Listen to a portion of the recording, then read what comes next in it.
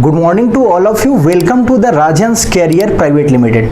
जैसे कि आपको पता ही है, हम हमेशा की तरह आज फिर से करंट अफेयर जो कि इम्पोर्टेंट है उस पर चर्चा करने वाले हैं।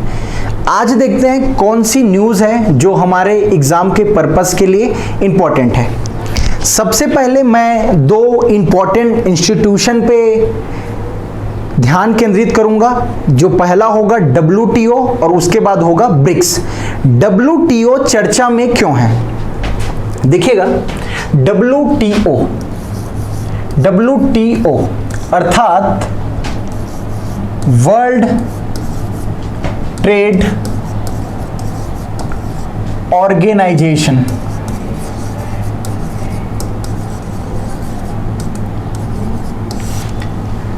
देखिए, कहीं ना कहीं एक बॉडी का निर्माण करते हैं सबको कंट्रोल करने के लिए। जैसे मैं बोलूं, क्रिकेट को यदि अंतर्राष्ट्रीय स्तर पर कोई कंट्रोल करता है तो वो है ICC, फुटबॉल को फीफा, वैसे ही बैंकिंग को कोई कंट्रोल करता है तो वर्ल्ड बैंक है, IMF है। लेकिन यदि हमको व्यापार को कंट्रोल करना है, दो देशों के बीच व्यापार को बढ़ाना है या व्यापार की जो डिस्प्यूट है उसको खत्म करना है, तो वो कौन सी संस्था है जो व्यापार के जो भी परेशानियां उसको खत्म करेगी या दोनों के बीच, दो देशों के बीच कोऑर्डिनेशन को बढ़ाएगी, तो वो संस्था कौन सी होगी? World trade organisation. न्यूज में रहने का कारण क्यों है, अब याद रखिएगा। 13th नंबर का, कौन से नंबर का? 13th नंबर का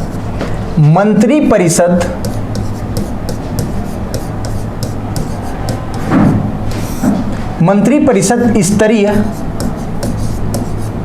सम्मेलन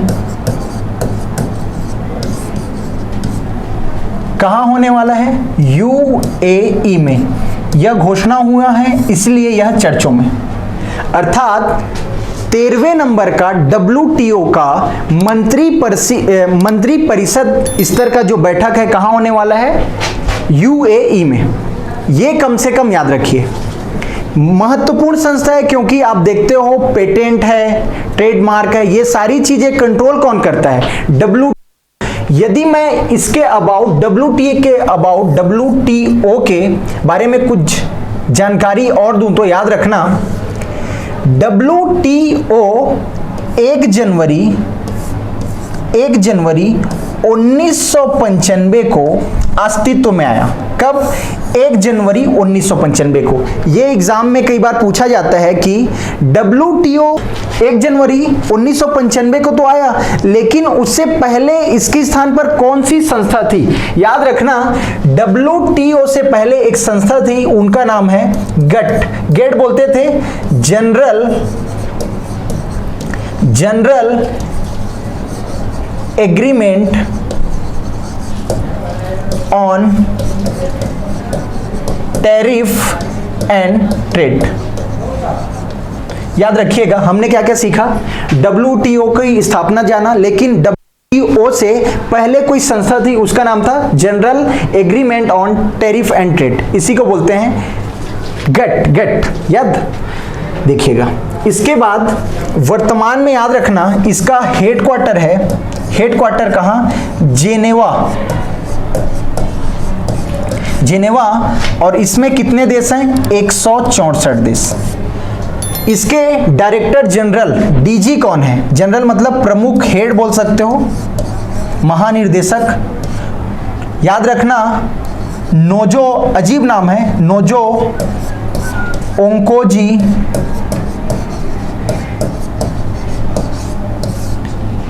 इवेला। ये पहली महिला है जो WTO की प्रमुख बनी है। ओके, इसके बाद याद रखना, एक बार पूछा है, नोजो ओंकोजी इवेला कौन सी देश की है जो WTO की प्रमुख है? नाइजीरिया से हैं जी, नाइजीरिया से।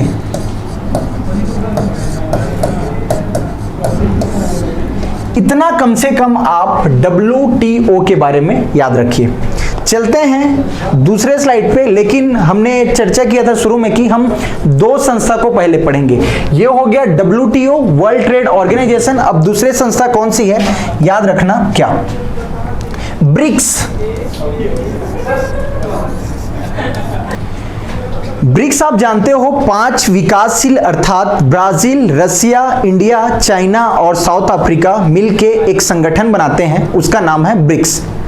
क्या खास है, चर्चा में क्यों है? हाल ही में फ्रेंड्स ऑफ ब्रिक्स का बैठक हुआ जिसमें हमारे देश के जो सिक्योरिटी एडवाइजर है, नेशनल सिक्योरिटी एडवाइजर कौन है, अजीत डोभाल जी कहां गए हुए थे?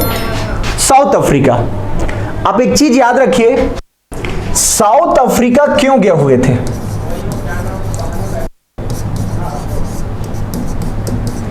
क्योंकि 2023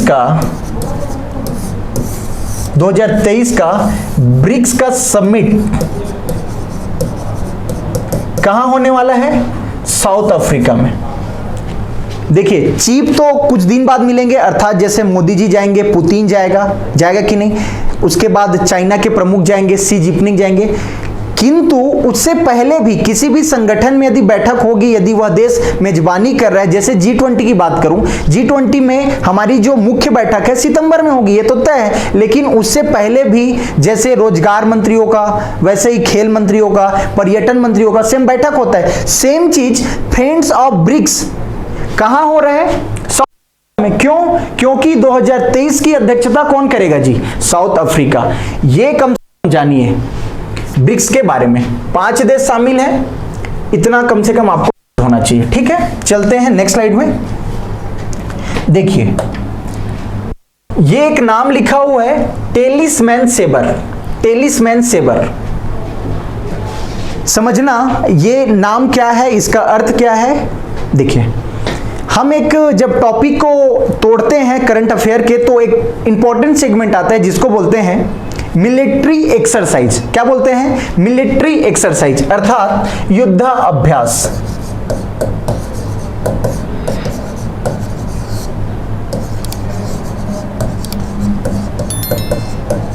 देखिए, हमेशा 2 देशों के बीच होगा, या तो कोई एक देश का जो सेना है उनके मध्य होता है, जैसे वायुसेना, थल सेना, ये बीच में करते हैं कोऑर्डिनेशन को बढ़ाने के लिए।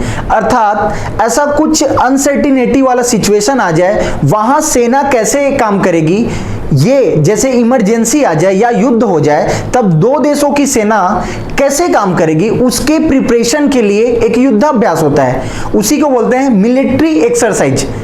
याद रखना, टेलिस्मैन सेबर अर्थात टेलिस्मैन सेबर एक मिलिट्री एक्सरसाइज है। कौन 2 देशों के बीच?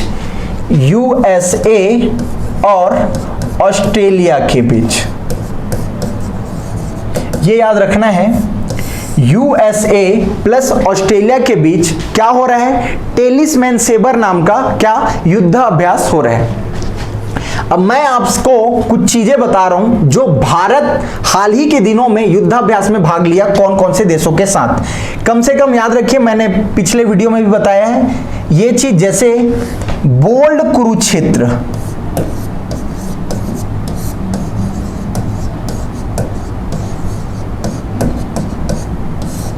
बोल्ड कुरुक्षेत्र।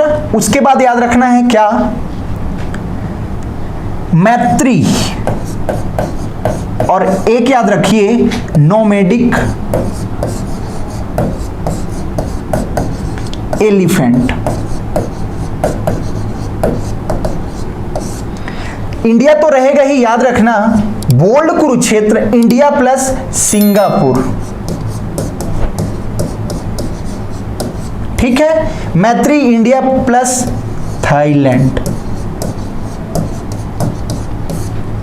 नोमैडिक एलिफेंट याद रखना कहां? Bharat plus Mongolia. ये याद रखिए मिलिट्री एक्सरसाइज के बारे में। चलते हैं नेक्स्ट न्यूज पे। देखिए, हम जानते हैं कि भारत की एक समुद्री तट है। यस, ये समुद्री तट जानते हैं लगभग 75-16 किलोमीटर में फैला हुआ है, लगभग बात कर रहा हूं। जैसे गुजरात है, महाराष्ट्र है, गोवा है, कर्नाटका है, केरल है, तमिलनाडु है, आंध्र प्रदेश है, उड़ीसा है, और इधर क्या है? पश्चिम बंगाल। 7516 इसको बोलते हैं तट, अर्थात कोस्टल एरिया। इसको मैं क्यों बताने जा रहा हूं, क्योंकि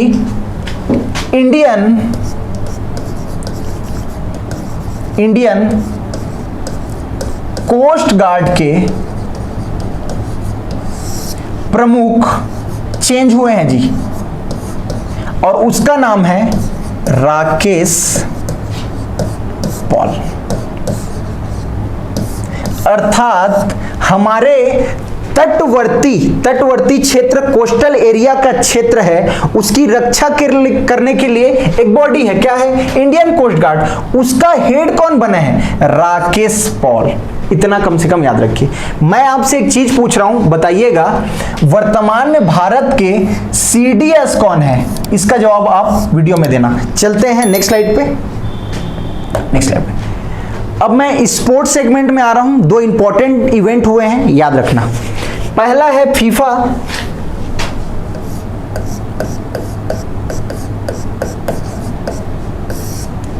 फीफा चर्चा में क्यों है? फीफा का चर्चा में होने का कारण है क्योंकि हाल ही में फीफा की रैंकिंग जारी हुई है, और इस रैंकिंग में इंडिया को मिला है कौन सा रैंक, 99th, अर्थात 99वां रैंक। चूंकि हमने अभी कुछ दिन पहले ही कौन सा कप जीता, पहला सैप कप जीता, दूसरा inter continental football tournament cup, 2 cup जीते। पहले हमारा स्थान था 100वां नंबर, अब 99th पोजीशन में है। एक बात याद रखिए, क्या फर्स्ट में कौन है, अर्जेंटीना। ठीक है, फीफा आप सभी जानते हो, इसके बारे में हम बहुत बार चर्चा कर चुके हैं। Federation of international football association, इसका हेडक्वार्टर है कहां, ज्यूरिख अर्थात स्विट्जरलैंड में। ये महत्वपूर्ण बॉडी है, किसके लिए, फुटबॉल को कराने के लिए। ठीक है, आप ये बताइएगा भारत ने सैप कप जीता, क्या, सैप कप अर्थात south Asian football federation. Bharat ने किसको हरा के सैप कप जीता और कौन से बार का टाइटल जीता, ये जानिएगा फीफा के बारे में। दूसरा स्पोर्ट सेगमेंट क्या है, हम स्पोर्ट सेगमेंट को चर्चा कर रहे थे। तो पहले हमने फुटबॉल खत्म कर दिया, अब आ रहे हैं किस पे, बैडमिंटन पे।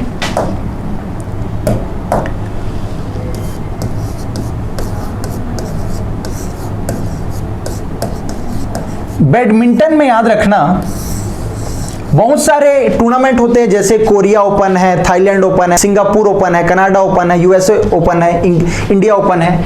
तो याद रखना बैडमिंटन कोई भी टूर्नामेंट होगा उसमें सिंगल होता है, सिंगल, उसके बाद डबल होता है, डबल, उसके बाद होता है वीमेन डबल,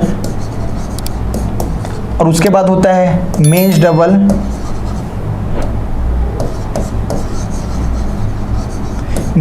और एक होता है मिक्स्ड डबल। ये टूर्नामेंट होते हैं। हमारे काम का क्या है, मेंस डबल में 2 जोड़ी हैं भारत की, बहुत जबरदस्त प्रदर्शन रहा इन लोग का। नाम है सात्विक साईराज प्लस चिराग शेट्टी। क्या बोल रहा हूं जी मैं, इन्होंने क्या जीता है, मेंस डबल का खिताब जीता है, और कहां जीता है, नाम है कोरिया ओपन।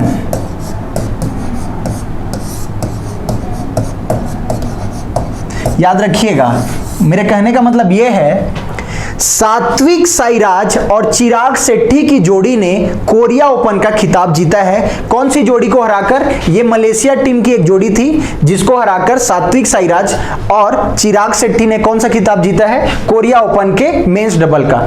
कोरिया ओपन के साथ साथ कुछ दिन पहले इन्होंने कौन सा ओपन जीता था, इंडोनेशिया ओपन, इंपॉर्टेंट है।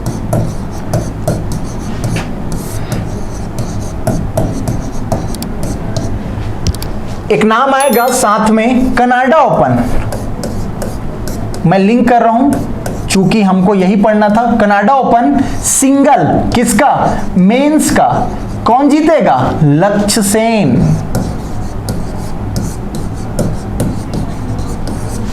इतना बैडमिंटन के बारे में याद रखिएगा। हमने फीफा कवर कर लिया, हमने बैडमिंटन कवर कर लिया। चलते हैं नेक्स्ट, एक है ब्यूटी कंपटीशन है, याद रखना। नाम है चेतना जोशी तिवारी। ये चर्चा में क्यों है?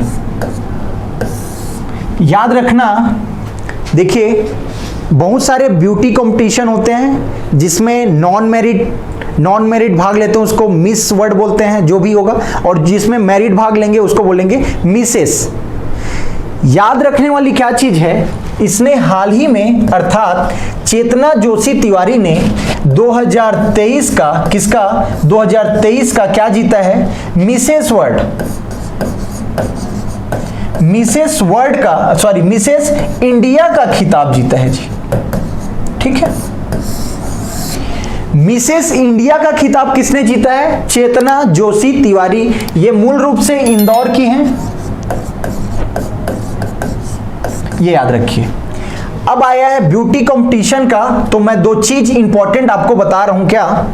एक याद रखिएगा, miss universe, latest miss universe, और दूसरा याद रखिएगा मिस इंडिया।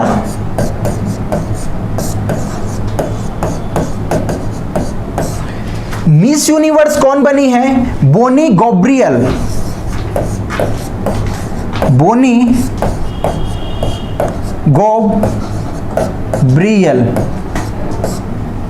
गोब्रियल। ठीक है। मिस इंडिया कौन बनी है? याद रखना, मिस इंडिया नंदिनी गुप्ता।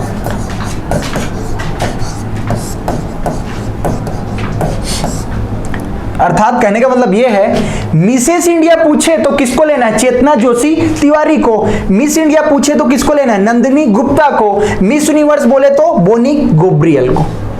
ये याद रखिएगा, ठीक है। चलते हैं नेक्स्ट स्लाइड पे। अब आता है इंपॉर्टेंट डेज की बात। इंपॉर्टेंट डेज में याद रखना कौन कौन सा डेज जिसको हमें कवर करना है। जैसे पहला याद रखना 22 जुलाई।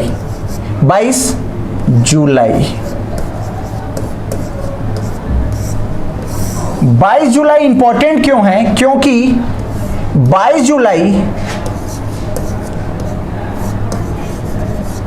1947 को हमारे देश के संविधान सभा ने औपचारिक रूप से तिरंगा को राष्ट्रीय ध्वज घोषित किया था। समझ पा रहे हैं? संविधान सभा ही करेगा घोषित, अर्थात राष्ट्रीय ध्वज दिवस, तिरंगा दिवस बोलो या कुछ भी बोलो, राष्ट्रीय ध्वज दिवस कब? हर वर्ष 22 जुलाई को। अगेन 22 जुलाई फिर से चर्चा में क्यों? क्योंकि हमारे लिए एक हिस्टोरिकल डे था। क्या? 22 जुलाई सन 2019 को, कब? 22 जुलाई 2019 को हमने क्या किया था? चंद्रयान 2 का क्या किया था? प्रक्षेपण लॉन्च किया था। ये 2 डेट हैं इंपॉर्टेंट, ठीक है। आज के लिए हमने ये सारे सेगमेंट जो न्यूज में थे उसको कोशिश किया कंप्लीट करने का। मैं आपसे एक क्वेश्चन पूछ रहा हूं, ये डेट से रिलेटेड है। चूंकि डेट से है तो याद आप लोग बताइएगा आंसर। प्रति अर्थात जुलाई के महीने में एक दिन इंपॉर्टेंट मनाते हैं, नेल्सन मंडेला दिवस कब मनाते हैं?